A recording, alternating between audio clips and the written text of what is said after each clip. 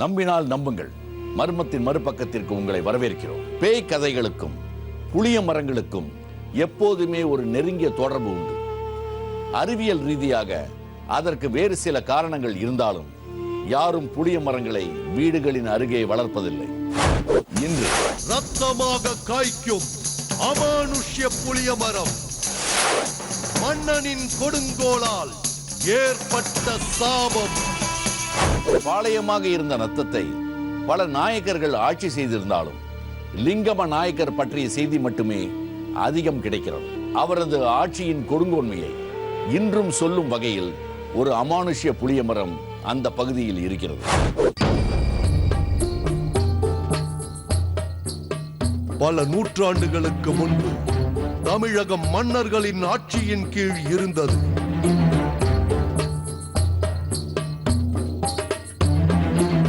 பெருநில மன்னர்கள், குறுநில மன்னர்கள் என நீளும் பட்டியலில் சில மன்னர்களே வரலாற்றில் நிலைத்திருக்கிறார்கள். இன்றும் மன்னர்களின் ஆட்சி பற்றியும் அவர்களின் வாழ்வியல் பற்றியுமான சுவடுகளை எடுத்துரைக்கும் இடங்கள் காண கிடக்கின்றன. திண்டுக்கல் மாவட்டத்தின் நத்தம் பகுதியிலும் மன்னராட்சிக்கான சுவடுகள் இருக்கவே செய்கின்றன.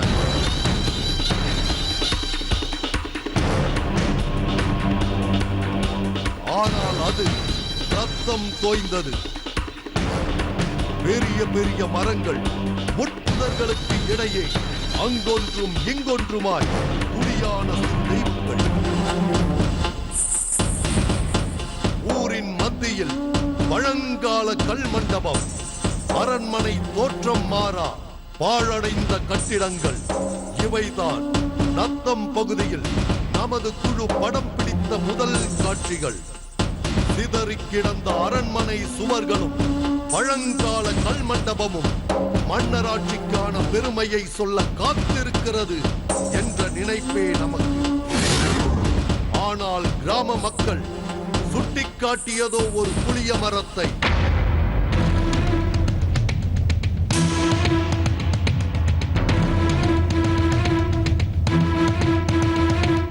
என்ன வினோதம்! ஒரு புளிய மரம் மன்னரை பற்றிய வரலாற்றை தாங்கி நிற்கிறதா? ஆச்சரியத்தோடு படம் பிடிக்க நமது கேமராவை திருப்பிய போது கிராம இளைஞர்களும் சிறுவர்களும் மரத்திற்கு அருகே விளையாடிக் கொண்டிருந்தனர். தூரத்தில் நின்று பார்த்தாலும் அருகில் சென்று பார்த்தாலும் ஏதோ ஒரு பயம் மீறிடவே செய்யும் அளவிற்கே இருந்தது புளிய மரம்.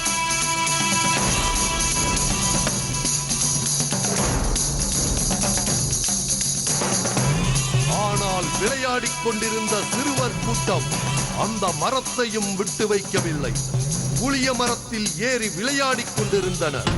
சீசன் என்பதால் புளிய மரத்தில் பழங்களின் எண்ணிக்கைக்கு குறைவே இல்லை. செழித்து வனப்புடன் இருந்தது. சிறுவர்கள் பழங்களை பறித்திருந்தனர். பழங்களை சுவைத்திட எண்ணி கீழிறங்கினர். கூட்டமாய் அமர்ந்து புளிய மரத்திலிருந்து கைப்பற்றிய பழங்களை எடுத்து அதன் மேல் ஓட்டை பிரித்தனர்.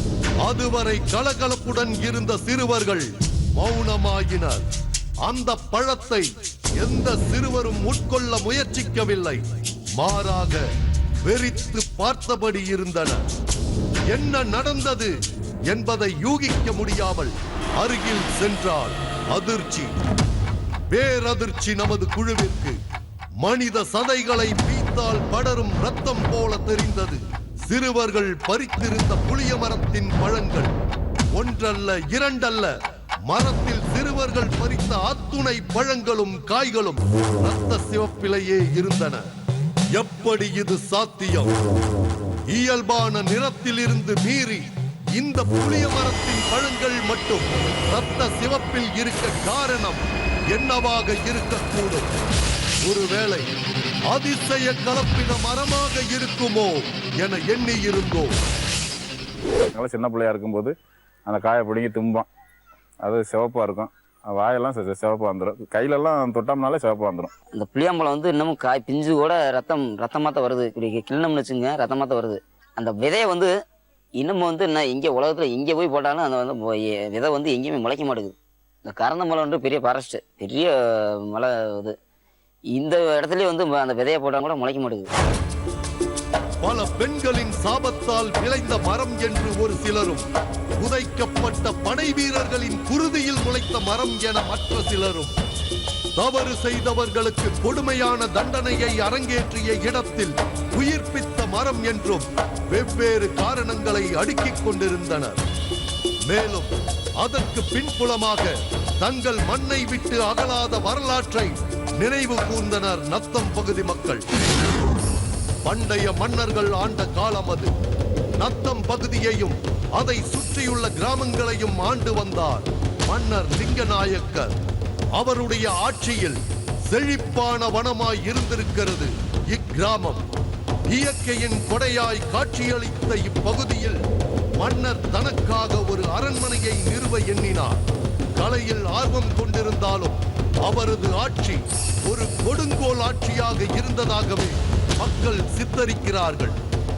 தவறிழைத்தவர்களும் நீதிநெறி தவறியவர்களும் கொடுமையான சித்திரவதைகளுக்கு ஆளாக்கப்பட்டு கொல்லப்பட்டதாகவும் கூறுகிறார்கள் ஊர் மக்கள். ஒரு நாள் மன்னர் லிங்கநாயக்கர் அரண்மனை காவலர்களிடம் வேட்டைக்காரன் சுவாமி கோவிலில் அருள்வாக்கு சொல்பவரை சந்திக்க விரும்பி அழைத்து வர சொல்லி இருக்கிறார். அவர்தான் சந்தன கருப்பசாமி. மன்னரின் நீண்ட நாள் சந்தேகங்களுக்கான விடை தேடும் முயற்சியாகவே சந்தன கருப்பு அழைக்கப்பட்டிருந்தார். தன் குலதெய்வமான வேட்டைக்காரன் சுவாமியை நினைத்தபடி மன்னரின் தீரா கேள்விகளுக்கு விடையளித்தார். அதனால் மன்னர் மற்றற்ற மகிழ்ச்சியில் விலை மதிப்படங்கா பரிசுகளை வாரி வழங்கி இருக்கிறார். அந்த லிங்கமநாயக்கருடைய கேள்வி அனைத்தையும் கேட்கறதுக்கு பூரா பதில் சொல்லியிருக்காரு. அந்த பதில் சொன்னதுனால அந்த தெய்வத்தை பாராட்டி, இப்படிப்பட்ட தெய்வத்துக்கு வந்து என்னுடைய நினைவாக அரண்மனை சார்பாக நான் சில பரிசுகள் தர்றேன், அதை வச்சு நீங்கள் இந்த தெய்வத்தையும் இந்த ஊர் கிராமத்தையும் கொண்டு நோக்குங்கன்னு சொல்லிட்டு பரிசு கொடுத்துருக்காரு. இந்த தெய்வத்துக்காக சொத்து கொடுத்துருக்காங்க, 60 குழி மானியம் சொத்து கொடுத்துருக்காங்க. அப்புறம் இந்த தெய்வத்தை வழிபடுத்துறதுக்காக நம்ம நாட்டாமை வேலை பார்க்கணும், இந்த கிராமத்தை நடைமுறைப்படுத்துறதுக்கு, தெய்வத்தை நெறிமுறைப்படுத்துறதுக்கு ஒரு நாட்டாமை வேலை கொடுத்துருக்காங்க. அப்புறம் மகாராஜா நினைவாக ஒரு கொம்பு கொடுத்துருக்காங்க, வெங்கல கொம்பு, அது இன்றும் இருக்கு. பின்னாளில் மன்னர் லிங்கநாயக்கரின் மெய்காப்பாளராகவும் மாறி போயிருக்கிறார் சந்தன கருப்பு. மெய்காப்பாளராக இருந்த சந்தன கருப்பிற்கு மன்னரின் போக்கு கவலை கொள்ள செய்தது. சந்தன கருப்பு எவ்வளவுதான் எடுத்துரைத்தாலும் அதை பொருட்படுத்தாதவராகவே இருந்திருக்கிறார் மன்னர். நாட்கள் செல்ல செல்ல மன்னர் தனது நீண்ட நாள் கனவான அரண்மனையை கட்டத் துவங்கினார். தன் குடிமக்களை சித்திரவதைக்குட்படுத்த துணிந்திருந்தார். அது தாஜ்மஹாலை உயிர்ப்பித்த பணியாளர்களுக்கு ஷாஜகான் இழைத்த கொடுமைகளை நினைவூட்டும் விதத்தில் இருந்தது. ரத்தமாக காய்க்கும் அந்த புளிய மரத்தின் கீழ் பல பெண்கள் உயிரோடு புதைக்கப்பட்டிருப்பதாக நம்புகிறார்கள் நத்தம் பகுதி மக்கள். ரத்தம் படிந்த அந்த மண்ணில் முளைத்ததாலேயே அந்த புளிய மரத்தின் பழங்கள் ரத்தம் போன்று இருப்பதாகவும் கூறுகிறார்கள். லிங்கநாயக்கர் மதுரையை ஆண்ட சொக்கநாத நாயக்கருக்கு எதிராக பல சூழ்ச்சிகள் செய்தார் என வரலாற்று குறிப்புகள் உண்டு. ஆனால் இரத்த புளிய மரத்தின் பின்னணி பற்றிய ஆதாரங்கள் இல்லை. லிங்கநாயக்கருக்கு பின்னால் மேலும் பல அமானுஷ்யங்கள் இருக்கின்றன. நத்தம் பகுதியில் சொல்லப்படும் புளிய மரத்தின் கதை அமானுஷ்யமாகவே இருக்கிறது. இரத்தமாக காய்க்கும் புளியம் பழங்களை மக்கள் உபயோகிப்பது இல்லை. அதனால் அது என்ன சுவையோடு இருக்கும் என்பதும் அவர்களுக்கு தெரியாது. இடிந்து கிடக்கும் நாயக்கர் அரண்மனையில் மற்றொரு அதிசயமும் இருப்பதாக நம்பப்படுகிறது. மன்னர் லிங்கநாயக்கர் ஒரு கொடுங்கோல் ஆட்சி செலுத்தியவனாக நத்தம் பகுதி மக்களின் மனதில் பதிந்திருக்கிறார். தன் மக்களில் யாரேனும் தவறுகள் செய்திருந்தால் அவர்களுக்கு மன்னிப்பு வழங்காமல் ஒன்று புதைத்திருக்கிறார். அவர் காலத்திற்கு பிறகு குற்றவாளிகளை புதைத்த இடத்தில் முளைத்திருந்தது புளிய மரம். அதுவே தற்போது ரத்த நிற புளியம் பழங்களை வழங்கி வருகிறது என ஊர் மக்களில் ஒரு சாரர் நம்புகின்றனர். மன்னர் லிங்கநாயக்கர் எதிரி நாட்டு படை வீரர்களை கொன்று குவித்து புதைத்திருக்கிறார். அந்த இடத்தில் வேரூன்றிய மரம் என்பதாலேயே அது ரத்த புளிய மரமாய் மாறி போயிருக்கிறது என மற்றொரு காரணத்தை முன்வைக்கின்றனர் ஊர் மக்கள். மன்னரின் கொடுங்கோல் ஆட்சிக்கு முடிவு கட்டும் வகையில் மன்னரை வதம் செய்தார் சந்தன கருப்பு. லிங்கம் நாயக்கனை அழிக்கிற சக்தி ஒரே ஆளுக்கு இருந்தது வந்து சந்தனகருப்புக்கு மட்டும்தான். அவரை அழிச்சிட்டு அந்த நாட்டை அவர் பாதுகாக்கவும் தான் இவர் வந்து இப்போ வந்து 18 பட்டிக்குமே வந்து காவல் தெய்வமாக விளங்கிட்டு இருக்கிறார். போற வழியிலேயே சந்தன கருப்பு அப்படின்னு கும்பிட்டுட்டே பஸ்ஸில் ஆண்டுவே போயிட்டு கீழே சந்தன கருப்பு நீ என்னை காவல் காக்கணும் அப்படின்னா அது ஏதோ ஒரு ரூபத்துல எப்படியோ சக்சஸ் ஆகுது. மன்னருடைய கொடுங்கோலின் எல்லையாக தன்னுடைய அரண்மனை கனவை நினைவாக்க கட்டிட மாதிரிகளை தயாரிக்க சொன்னார். அப்போது மன்னருக்கு யோசனை ஒன்று உதித்தது. அரண்மனை கட்டிடம் வலுவாக அமைய வேண்டுமானால் பெண்களின் தாய்ப்பாலை பயன்படுத்தலாம் என்பதுதான் அது. பல ஆயிரம் பெண்கள் மன்னரின் விபரீத எண்ணத்தினால் சித்திரவதைக்குள்ளாக்கப்பட்டனரா. பெண்களோட பாலை வந்து கிட்டி போட்டு கறந்து கடுக்கா இந்த கருப்பட்டி இதெல்லாம் சேர்த்து தான் இந்த அரண்மனையே கட்டப்பட்டதா சொல்லியிருக்காங்க. அப்புறம் வயசுக்கு வந்த பெண்களை அரண்மனைக்கு வந்துடணும், வந்து கற்பழிச்சிடுறது. இந்த அட்டூழியம் அகந்தம் செஞ்சதுனால அரண்மனை பாலாக அழிஞ்சு போச்சு. பெண்களை வந்து அவ்வளவு தூரம் ஒரு கொடுமைப்படுத்தி ஆண்ட ஒரு அரசனா வந்து அவர் திகழ்ந்து வந்திருக்கு.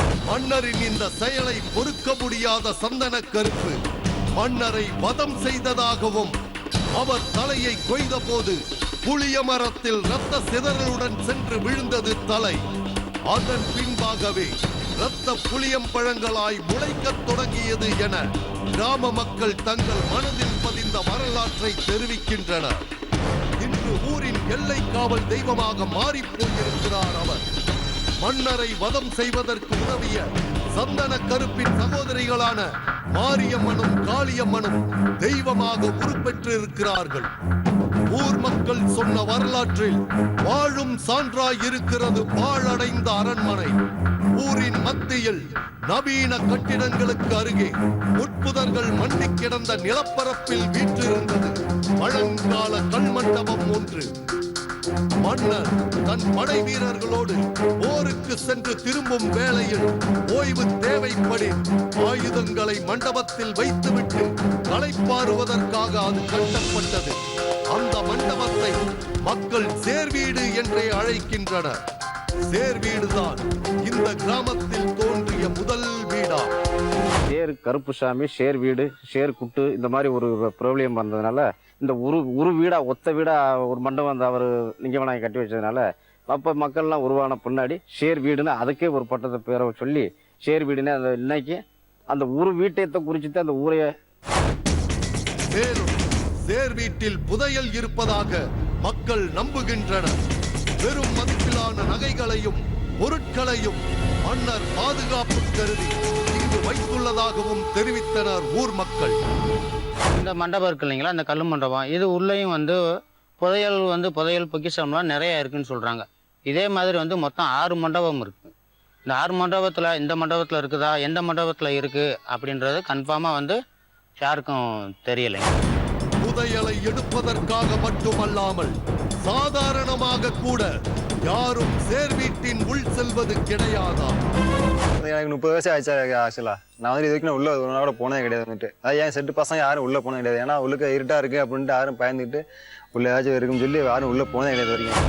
சேர் வீட்டில் மட்டுமல்ல ஊரின் பல பகுதிகளில் மன்னர் புதையலை வைத்திருக்கலாம் எனவும் ஊர் மக்கள் சந்தேகிக்கின்றனர். நத்தம் பகுதியில் புதையுண்ட ஒரு வரலாற்றின் சான்றாகவே மக்கள் தெரிவித்த கதைகளை பார்க்க முடிகிறது. சகஜ வாழ்க்கைக்கு மக்கள் திரும்பி இருந்தாலும் இரத்த புளிய மரம் அம்மக்களின் இயல்பு வாழ்க்கையை குறைப்பதாகவே இருக்கிறது. பெண்களின் பாவத்தால் விளைந்த மரமாக இரத்த புளிய மரம் பார்க்கப்படுவதால் அந்த பகுதியை கடக்க பெண்கள் அச்சம் கொள்ளவே செய்கின்றனர். அது பாவப்பட்ட புளிய மரம், அதனால நாங்க அங்கனுக்குள்ள போகவே மாட்டோம். ஒதுங்கிட்டே தான் போவோம். அதை பார்த்தா எங்களுக்கு பயமாவே தான் இருக்கு. நாங்க அந்த பக்கத்திலேயே போக மாட்டோம். ஆனாலும் ஊரின் எல்லை காவல் தெய்வமான சந்தன கருப்பு சாமிக்கு பிடிக்காத எந்த ஒரு காரியத்தையும் மக்கள் செய்ய துணிவதில்லை. மீறினால் காத்திருக்கிறது உயிர் பலி. இடிந்து கிடக்கும் அரண்மனைகள், பாழடைந்து கிடக்கும் மண்டபங்கள் அனைத்திலும் புதையல் கதைகள் இருக்கவே செய்யும். அதில் எந்த அளவிற்கு உண்மை இருக்கிறது என்பதை ஒருவராலும் உறுதிப்படுத்த முடியாது. லிங்கநாயக்கர் வழிபட்டது கருப்பண்ணசாமியை. மன்னன் கொடுங்கோலனாக இருந்தாலும் கருப்பண்ணசாமி இன்றளவும் மக்களின் குறைகளை தீர்த்து வருகிறாராம். லிங்கநாயக்கரால் ரத்தமாக காய்க்கும் புளிய மரம், அரண்மனையில் இருப்பதாக நம்பப்படும் புதையல் என நத்தம் பகுதியில் பல்வேறு கதைகள் உலா வருகின்றன. இவையெல்லாம் ஒருபுறம் இருக்க, இங்கே நடைபெறும் பஞ்சாயத்துக்கள் அனைத்தும் கருப்பண்ணசாமி முன்னிலையில் நடைபெறுகின்றன. நத்தம் பகுதியை சுற்றியுள்ள கிராமங்கள் அத்துணைக்கும் முதல் மற்றும் மூல தெய்வமாக பார்க்கப்படுகிறார் சந்தன கருப்பு. இந்த கோயில் இல்லைன்னா நத்தத்தில் எந்த திருவிழாவும் நடக்காது. ஊரில் நடக்கும் சிறு சிறு குற்றங்களுக்கு பஞ்சாயத்தும் உண்டு. அன்னைக்கு சொன்ன அன்னைக்கு வந்து அவங்க கையெழுத்து போட்டிருக்கணும். அதை நீங்க நல்லா புரிஞ்சுக்கணும். ஒரு வாரம் நான் சொல்லியிருக்கேன், சொல்றேன் இந்த மாதிரி சொன்னேன். அவங்க வந்து பாப்போம் சொன்னாங்க, நான் விட்டேங்க அப்படின்ட்டு. என்ன நடவடிக்கை தெரியாது. பஞ்சாயத்து கூட்டம் கூடுவதும் சந்தன கருப்பு கோவிலில் தான். சந்தன கருப்பு கோவிலில் வைத்து விசாரித்தால் மட்டுமே உண்மையை மறைக்காமல் ஒப்புக்கொள்வார்கள் என்பது நம்பிக்கை. எந்த ஒரு பிரச்சனையா இருந்தாலும் போலீஸ் ஸ்டேஷன், கோர்ட்டு, கேஸ்னு போகாம அந்த சந்தன கருப்பு கோயில் வாசல்ல போய் உட்கார்ந்து அமர்ந்து அனைத்து மக்களும் ஒன்றுபட்டு அந்த அந்த குற்றம் குறைய விசாரிச்சு யார் மேல குற்றம் இருந்தாலும் உடனுக்குடன் தீர்வு. குற்றவாளி அந்த இடத்துலயே ஒத்துக்குருவாங்க. அவங்க அதுக்கு தகுந்த ஒரு பனிஷ்மெண்ட் பண்ணி அவனுக்கு நல்ல புத்தியை கொடுத்து இனிமேல் செய்யாதப்பான்னு சொல்லி பனிஷ்மெண்ட் பண்ணி அதை முடிச்சு விட்டுருவாங்க. ஒருத்தவங்களுடைய ப்ராப்பர்ட்டி இன்னொருத்தவங்க அபகரிச்சுக்கிட்டாங்க. அதை வந்து கேட்குறப்ப இல்லை அப்படின்னு சொல்றப்ப, நீ உண்மையிலே எனக்கு கொடுக்க வேண்டியது இல்லைன்னா கழுமரத்தை தொட்டோ கம்பத்தடியை தொட்டோ சொல்லு அப்படின்ற நடைமுறை இந்த பக்கத்து கிராமங்கள்ல இருக்கு. அப்படி சொல்லிட்டா உண்மையிலே அவங்க இறந்து போயிடுறாங்க. காவல் தெய்வமான சந்தன கருப்பிற்கு பிடிக்காத எதையும் மக்கள் செய்ய மாட்டார்களாம். அதிலும் குறிப்பாக குதிரை சவாரி இன்றளவும் அங்கே நடப்பதில்லை. கருப்புசாமிக்கு குதிரை வாகனம், சந்தன கருப்புசாமி குதிரை வாகனம், வேட்டக்கார சாமிக்கு குதிரை வாகனம், சேரு கருப்புசாமிக்கு குதிரை வாகனம், ஆகாச வீரனுக்கு குதிரை வாகனம். இப்போ இவங்க வாகனத்தில் குதிரை வாகனத்தில் இருக்கும்போது நம்மள மாதிரி மனிதன்கள் வந்து குதிரையில் போகக்கூடிய அனுமதி அவங்க கொடுக்கல. அப்படியே குதிரையில வந்தாலும் அந்த ஒன்று அந்த வண்டி சாஞ்சிரும், அல்லது அந்த குதிரைக்கு வந்து கால் ஒடிஞ்சு போயிடும். இதுக்கு முன்னாடி ஒருத்தர் இது மாதிரி தான் குதிரையில் வந்து வேம்புக்குன்னே நான் போகிறேன்னு சொல்லிட்டு போயிட்டு தோராதி போகிறேன்னு சொல்லி போயிருக்காரு. போகும்போது சேரோடுக்கு இந்த பக்கம் போகும்போது அந்த குதிரைக்கு வந்து 2 காலுமே உடஞ்சு போயிருக்கு. சந்தன கருப்பு கோவிலுக்கு அருகில் வீடுகளை கட்டுவது கிடையாது இக்கிராம மக்கள். இதை அறியாத ஒரு செல்வந்தர் இந்த பகுதியில் வீடு கட்டி குடியேற முனைந்துள்ளார். ஆனால் குடியேற வாய்ப்பில்லாத அளவிற்கு நிகழ்ந்தது ஒரு சம்பவம். பெட்ரோல் பங்கு ஓனர் ஒருத்தர் இருக்காரு. அவருக்கு சொந்தமான இடத்துல அவரே வந்து ஒரு புது வீடு கிட்டத்தட்ட ஒரு 15 லட்சம் ரூபாய் செலவில் நல்ல வீடு கட்டினாரு. கட்டி எல்லா பேடிகளும் அடித்து குடி போக போகிற நேரத்தில், கதவு திறக்கிற நேரத்தில் உள்ளே வந்து நல்லா படம் எடுத்து ஆடிக்கிட்டு இருந்திருக்கு. உடனே திருப்பி ஒரு தடவை 2 தடவை இல்லை, அவர் எப்போ வீட்டுக்கு போகிறாரோ அப்போல்லாம் அந்த பாம்பு வந்து படம் எடுத்து ஆடிட்டு இருக்கணும். அந்த இடமே வேணாம்னு சொல்லிட்டு அந்த அவ்வளோ பெரிய வீட்டை வந்து அவர் தரமட்டமாக இடிச்சு வெறும் தரமட்டமாக்கிட்டாரு.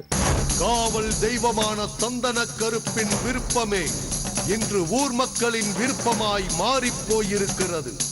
சந்தன கருப்பு கோவிலுக்கு வேண்டுதலுடன் வருவோர்களின் எண்ணிக்கை கூடியிருக்கிறது.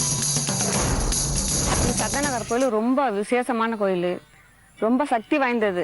என்ன நினைக்கிறோமோ அது அப்படியே நிறைவேறும். எனக்கு உத்தியோகம் கிடைக்கணும், எனக்கு நல்லா படிப்பு வரணும், எனக்கு ஆம்பளை பேர் பிறக்கணும் அப்படின்னு சொல்றதுன்னு சொல்லி நேர்த்தி கடை வச்சு அந்த மணி இதுகள்லாம் அடிச்சு போடும்.